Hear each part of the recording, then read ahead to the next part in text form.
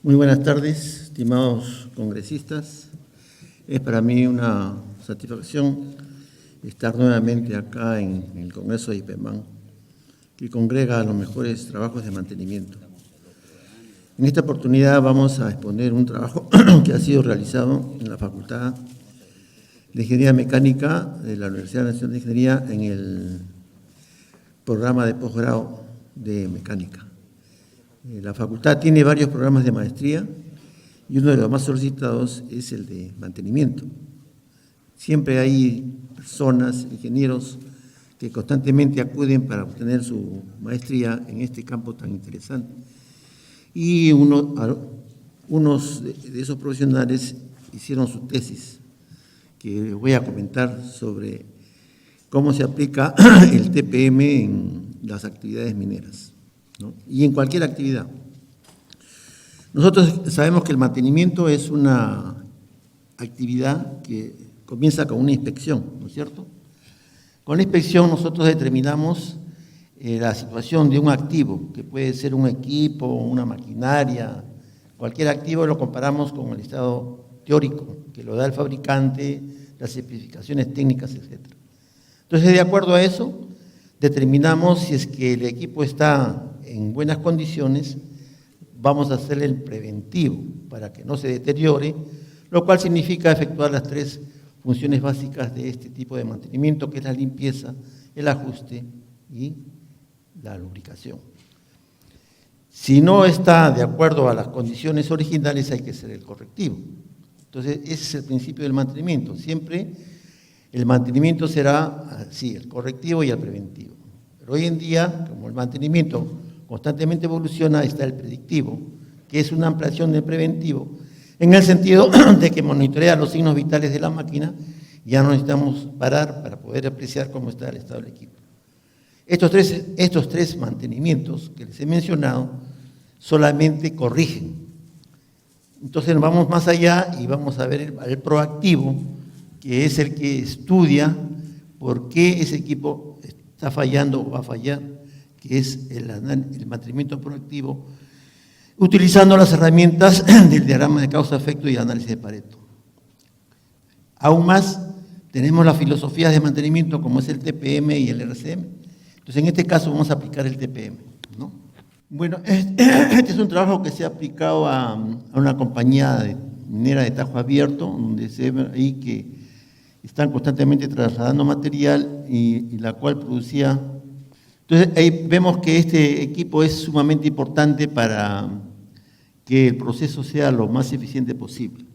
Entonces, en el análisis que se determinó, se dedujo que había muchas pérdidas. Y también acá entra un concepto adicional, es que tenemos que implementar indicadores. Si nosotros no medimos una gestión, no podemos determinar en qué estado nos encontramos.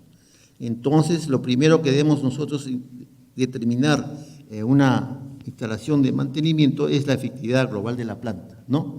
La efectividad global de la planta que contempla el producto de los tres factores principales, que es la disponibilidad, que ya habló el comentarista anterior, la eficiencia y la calidad. Entonces, el TPM solamente es un proceso que involucra a todo el personal. Es la integración del mantenimiento con el operador. O sea, antiguamente el operador solamente efectuaba labores propias de su trabajo y no efectuaba ninguna labor de mantenimiento. Para eso está el TPM. El operador hoy día es parte fundamental del mantenimiento al hacer su mantenimiento básico operacional o su mantenimiento autónomo. Y ese cambio de actitud tiene que necesitar una motivación de la empresa o del supervisor. Y el supervisor, cuya función principal es inspeccionar, también tiene que tener motivado a su personal. Y la motivación más grande que le puede dar es predicar con el ejemplo. Predicar con el ejemplo, ¿qué cosa quiere decir? Que tiene que inculcar a su personal que con su conducta va a ser capaz de transmitirle todo lo necesario para efectuar el trabajo. O sea, ser el primero en cumplir las reglas, el primero en entrar, el último en salir, etc. Tiene que ser un ejemplo. Si no predica con el ejemplo, no va a poder conseguir ningún resultado. O sea, la labor del supervisor es sumamente importante. Entonces, con eso, se integra toda la empresa, porque no solamente es operador y mantenimiento, sino toda la empresa. Mantenimiento tiene que tener relación con todas las áreas de la empresa, ¿no? Con operación para coordinar, con relaciones humanas para determinar los sistemas de trabajo del personal, con logística para ver la reposición de equipos, con activos fijos para ir viendo cómo se va depreciando los equipos, etc. Entonces, bajo ese principio vamos a tener estos tres objetivos, ¿no? Evitar al máximo las paradas no previstas. Hoy día el correctivo es planificado, ya no es como antes que en cualquier momento paraba la máquina. Hoy en día con el predictivo ya se eliminó esa situación y se planifica con anticipación las paradas. Cero productos defectuosos, mejorando siempre la productividad y cero pérdida de velocidad. Esta es la efectividad global de la planta que les menciono, que acá se ve, ¿no? Ahí se nota en la parte final los tres factores que se tienen que considerar: la disponibilidad, la eficiencia y la calidad, que tienen que ver con las 6 grandes pérdidas que existen en toda empresa, las cuales se tienen que dignificar constantemente. El tiempo perdido por falla de equipos tiene que ser lo menor posible. Las pérdidas de velocidad y eficiencia tienen que detectarse a tiempo, las fallas de desgaste con el predictivo, y la calidad, los productos defectuosos cada vez tienen que ser menores, ¿no? Entonces, con eso vamos a implementar la filosofía del TPM, que tiene que ver básicamente con el método de las 5S. Las 5S ustedes saben que es una escala de valores de la cultura japonesa, que aplicadas a su entorno, no solamente de trabajo, sino también de su vida personal, logra bastantes resultados. Y esa escala de valores está cifrada solamente en aspectos fundamentales, como son la limpieza y el orden, como estamos viendo ahí, ¿no? Básicamente es limpieza y orden. Entonces vean ustedes cómo la estructura general del TPM se basa en las 5S. Y las 5S es un factor importante, el cual constantemente la cultura japonesa lo explica en sus conferencias que hace en la JICA, que es la entidad que constantemente también ofrece becas para profesionales que quieran especializarse en Japón, para que estén familiarizados con esto. Y como les digo, solamente son escalas de valores. Como dicen, 5S porque todos los conceptos están basados en palabras que comienzan en S en japonés, pero que significan: ten todo lo necesario, mantén todo en orden, conserva todo limpio, cuida tu salud física y mental y sigue las normas y reglamentos. Y le dan mucho énfasis a lo que es cuida tu salud física y mental, porque nosotros no podemos trabajar si no estamos bien física y mentalmente, en buenas condiciones. Entonces hoy en día al personal se les enseña cómo deben conservarse en estado físico y mental bien, ¿no? Y solamente es una motivación, o sea, el estado físico de una persona depende de su motivación. O sea, depende de cómo él efectúe las recomendaciones que se le hacen al respecto. Mantener un buen estado físico, ¿qué cosa quiere decir? Hacer constantemente actividad física y tener una alimentación balanceada. Y estado mental es tener todo organizado, hacer las cosas según un organigrama, un cronograma para cada actividad, y con eso va a tener tiempo para efectuar todas las actividades que tenga que desarrollar, tanto profesionales, personales, familiares. Todo tiene que ver con el orden. Entonces, es fundamental. Y el mantenimiento es eso, solamente aplicación de valores, nada más. Y eso es lo que enfatiza el TPM. Entonces, con eso, vemos que cuando se comenzaron a efectuar las primeras mediciones en esta mina, se obtuvieron esos valores que ustedes ven acá, ¿no?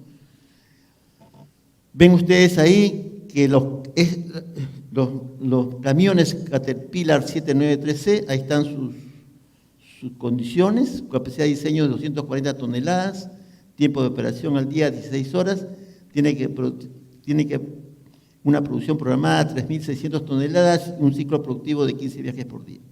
Entonces, en las primeras mediciones, como ustedes ven, se hacen diariamente, lunes, martes, miércoles y viernes, se han obtenido valores, ¿no? Por ejemplo, capacidad de operación el lunes 206, martes 237, y etcétera, ¿no? Y así, Con todos esos valores que se van llenando la tabla, encontramos los indicadores que hemos comentado, y al final la efectividad global, ¿cuánto nos salía?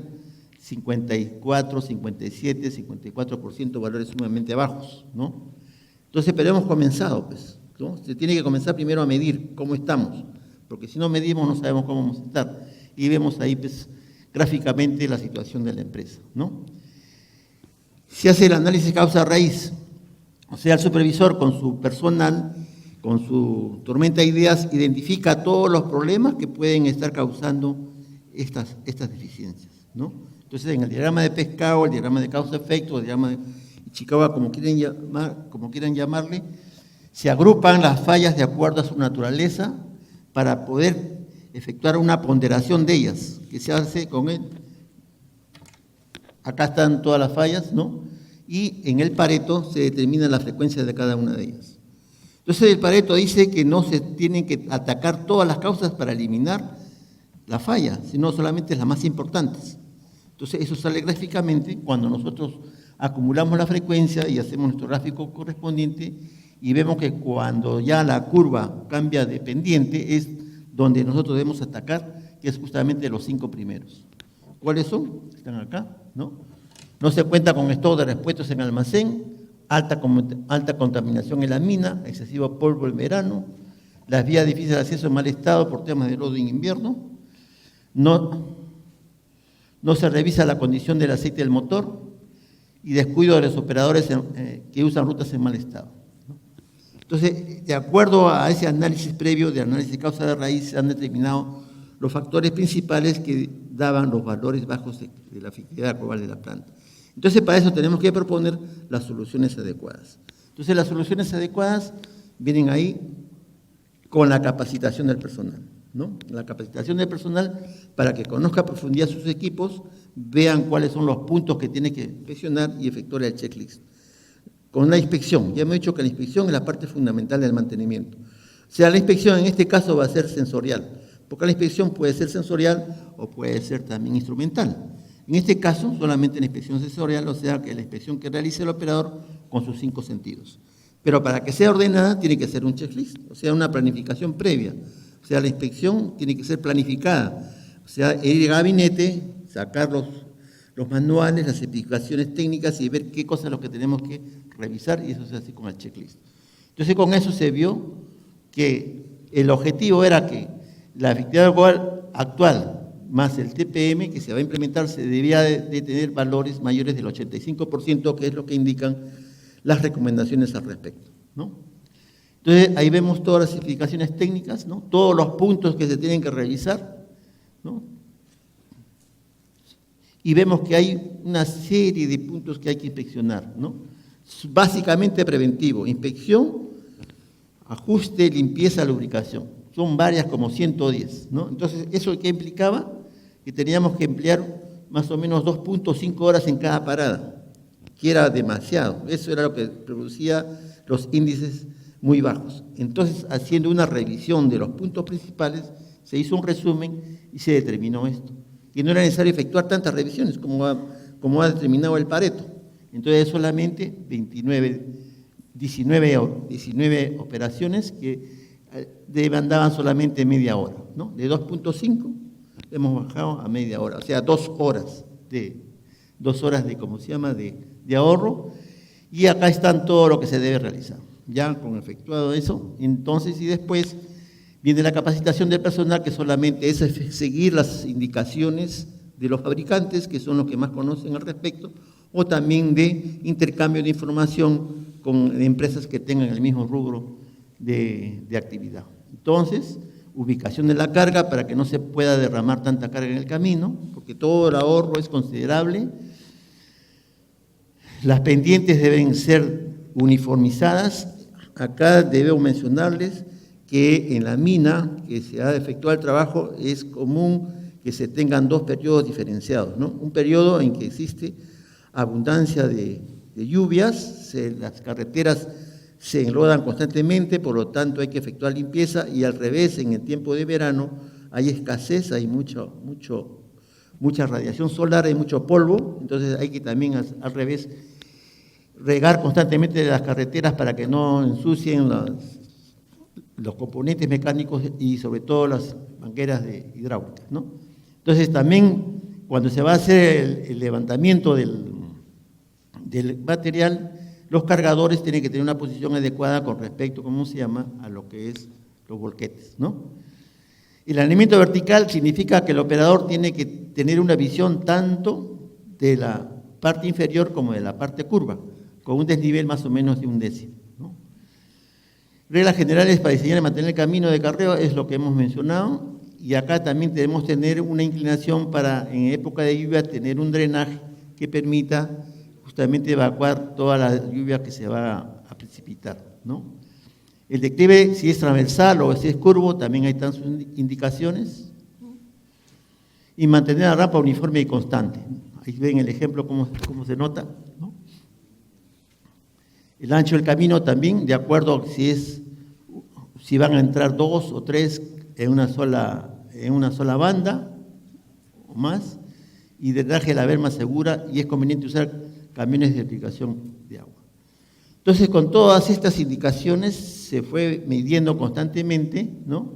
Ahora vemos cómo se controla el polvo con regadío de las carreteras, ¿no?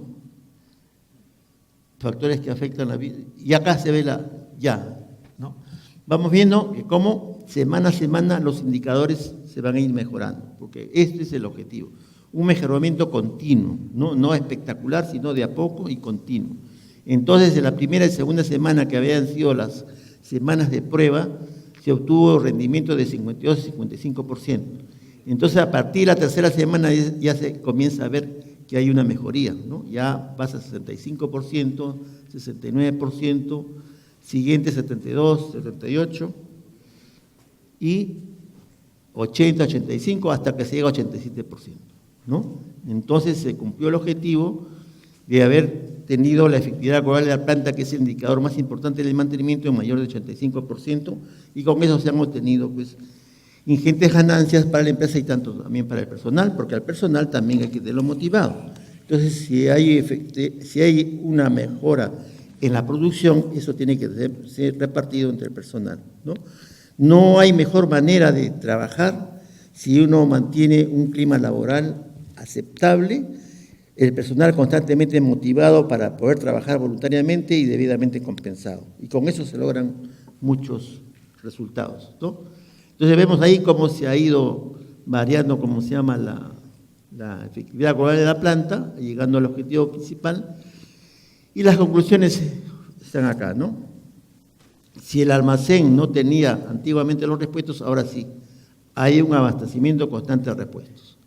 Se ha mejorado la eliminación del polvo con camiones cisternas, se ha limpiado las vías con tractores orugas en la época de lluvias, se mejora el checklist de inspección para el operador TPM, o sea, en lugar de tener 110 puntos, ahora solamente 19 puntos, e incentivo al personal operador que recibió la capacitación y está cumpliendo los procedimientos de trabajo diario en el TPM. Incentivos que son importantes, como repito, para poder trabajar en buenas condiciones. Entonces, de acuerdo a eso, el supervisor, que es el responsable de todas estas actividades, va a tener una buena recompensa para su trabajo, para su empresa.